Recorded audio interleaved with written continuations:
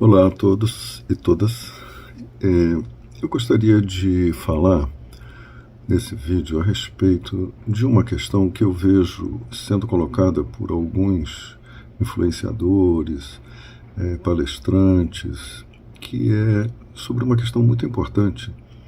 Eles chamam de blindagem do eu, né?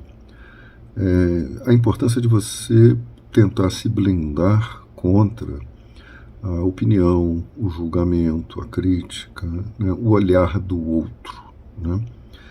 Eu diria que isso soa um pouco falacioso, né, se não for colocado dentro do contexto real do que é a experiência verdadeira de cada pessoa quando ela é julgada, quando ela é agredida, quando ela é criticada, né, seja num relacionamento amoroso, seja num relacionamento com alguma figura de autoridade, né? Seja num relacionamento com amigos, colegas de trabalho, etc. Né? O que falta aí não é uma blindagem exatamente, né? Porque a ideia de blindagem sugere algo e vai te proteger das emoções ligadas ao que vem do outro, né? Essas emoções, elas podem, na maioria das vezes, estar representando a nossa bagagem emocional, né, aquilo que nós evitamos sentir, né, aquilo que constitui parte do nosso inconsciente, né, que traz à tona certas emoções associadas a crenças autorreferentes que fazem com que a gente imagine que a gente tem que sempre ter uma boa imagem para o outro, a fim de se proteger do desamparo causado, né, pela visão negativa do outro. Né? Isso é um pouco complexo. Né? Eu já vi textos de psicologia evolutiva que falam que as comunidades pré-históricas, que no Paleolítico, quando os humanos começaram a se organizar em tribos, e havia um temor muito grande de que o amigo, o vizinho, o próximo te julgasse mal, né, porque te veria como uma ameaça. E aqueles que ameaçavam o equilíbrio do bando, né, ou da tribo, eram proscritos, eram excluídos. Né? Surge daí um temor a uma má interpretação, a um julgamento sobre o outro. Então tem uma questão de sobrevivência envolvida nisso. Né? Mas nós estamos vivendo numa sociedade organizada, existem leis, etc. Às vezes é preciso recorrer à justiça, à polícia, para se proteger de certas agressões. Né? Mas esse mecanismo continua existindo, né? Porque damos tanta importância às emoções negativas, né?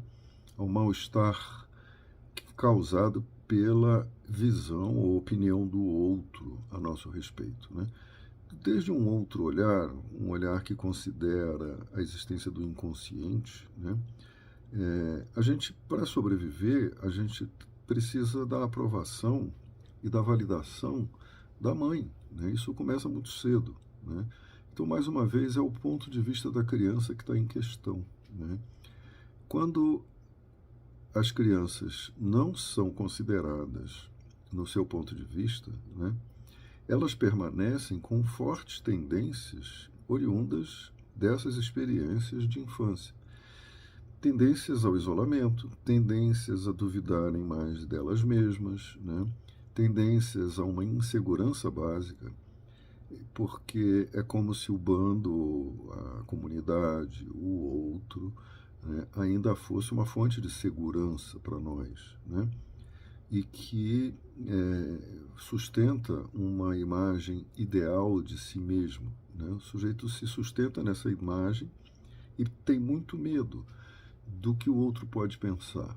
Isso às vezes aparece quando uma pessoa tem que fazer uma apresentação em público, tem um tipo de fobia social, aparece quando uma pessoa está em grupo e fala alguma coisa e é ridicularizada ou criticada.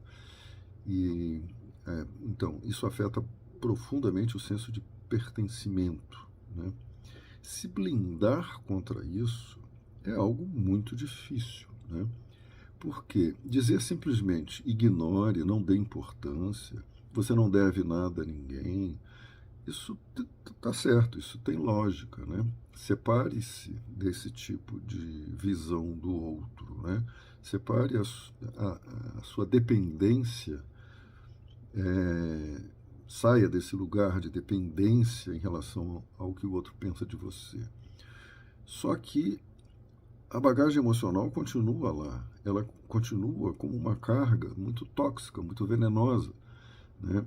E quando essa bagagem emocional está associada a memórias traumáticas, ela é desesperadora, né? Então não é uma coisa fácil de lidar. Não é fácil dizer, vou me blindar e pronto. E a pessoa que tenta seguir conselhos desse tipo acaba se deparando com uma dificuldade tão grande que ela aí piora a percepção dela mesma, né? A percepção de fracasso dela aumenta mais ainda, né? Você pode usar isso, usar essas ideias de se proteger da opinião do outro, dizer que é você que se define para o mundo, não é o mundo que te define, que você não tem que responder a algo que não lhe atinge diretamente, né? Que é a tarefa do outro lidar com aquilo que o afeta, que o incomoda a partir de você, né? Isso vale até para a cor da pele, né? E outras coisas mais, outras diferenças individuais, né? Nós nos constituímos a partir das nossas experiências e nós somos uma certa singularidade, né? Cada um é o que é, né? Você pode tentar usar isso, mas você precisa de método para lidar com as emoções negativas. É muito angustiante, né? Porque a percepção de que nós estamos sendo atacados, né? Seja fisicamente, seja verbalmente, é uma percepção que ativa áreas do cérebro responsáveis por lutar ou fugir. Então, isso ativa medo, né? E raiva, às vezes. E a raiva é a emoção do enfrentamento, o medo leva à fuga se a gente não pode enfrentar.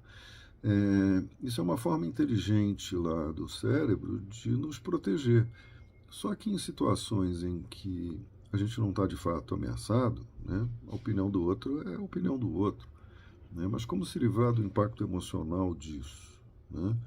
Você precisa de ferramentas, você precisa ter método para lidar com a parte que partem da consciência corporal, que partem de uma compreensão clara da importância das emoções. Né? Você pode dizer, eu não vou dar importância ao que essa pessoa está falando de mim, mas eu tenho que dar importância às emoções que isso me provocou em mim, né? Provocaram.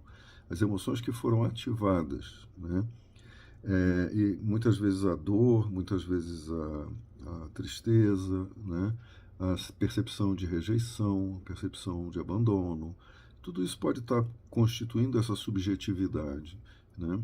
E é pela via do corpo, que é o caminho mais eficaz, que a gente consegue lidar com isso.